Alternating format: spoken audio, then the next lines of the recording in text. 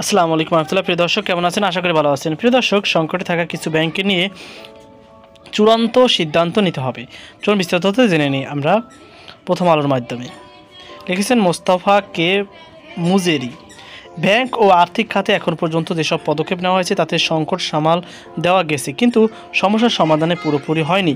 ব্যাংকগুলোর পরিশোধ ভেঙে দিয়ে লুটপাট বন্ধ করা গেছে। অনিয়মের মাধ্যমে ব্যাংক থেকে টাকা বের করে নেওয়ার পথও বন্ধ হয়েছে। বৈদেশিক মুদ্রার মজুতের পতন থেমেছে। ব্যাংক খাতে এখন দ্রুততম সময়ের পরবর্তী পদক্ষেপ নেওয়া শুরু করতে হবে। গ্রাহকের আস্থা বাড়াতে হবে, কারণ গ্রাহকদের আস্থায় ব্যাংক খাতের বড় সম্পদ। কিছু কিছু পদক্ষেপ নেওয়ার কথা ভাবা যায়। এর মধ্যে আছে যেসব ব্যাংকে সমস্যা আছে সেগুলো ঘুরে দাঁড়ানোর বা গ্রাহকের চাহিদা মেটানোর ক্ষমতা নেই সেগুলোর ব্যাপারে একটি সিদ্ধান্ত নিতে হবে। সিদ্ধান্ত হতে পারে অবস্থা বুঝে একীভূত করা, মার্জার অথবা লিকুইডেশন বন্ধ করে দেওয়া।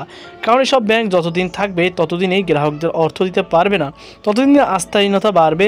ধীরে ধীরে ভালো ব্যাংকগুলোর উপরও এর প্রভাব পড়বে। কাজে এখন চূড়ান্ত সিদ্ধান্ত নিতে হবে যে এসব ব্যাংক এই অবস্থায় থাকবে নাকি বন্ধ করে দেওয়া হবে। 2, অনির্দিষ্টকালের জন্য গ্রাহকের হয়রানি করা কাম্য নয়।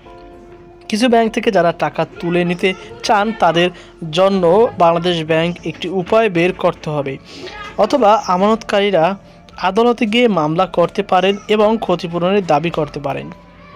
3, বিশ্বজুড়ে যে নীতি নেওয়া হয় তার পরিপ্রেক্ষিতে লিকুইডেশন ও মার্জার ক্ষেত্রে বাংলাদেশ ব্যাংক একটি নীতিমালা তৈরি করতে পারে।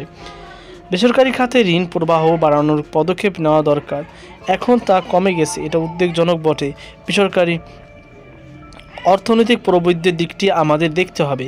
সেজন্য উৎপাদনশীল খাতে যাতে যথেষ্ট ঋণ প্রবাহ থাকে সেটা নিশ্চিত করতে হবে।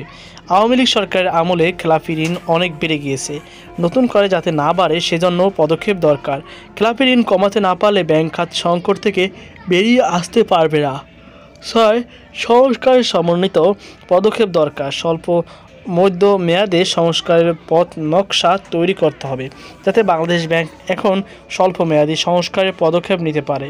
কিছু কিছু সংস্কারের ক্ষেত্রে রাজনৈতিক সরকার না আসা পর্যন্ত অপেক্ষা করতে পারে, কারণ সেক্ষেত্রে আইনকানুন পরিবর্তনের বিষয় থাকে।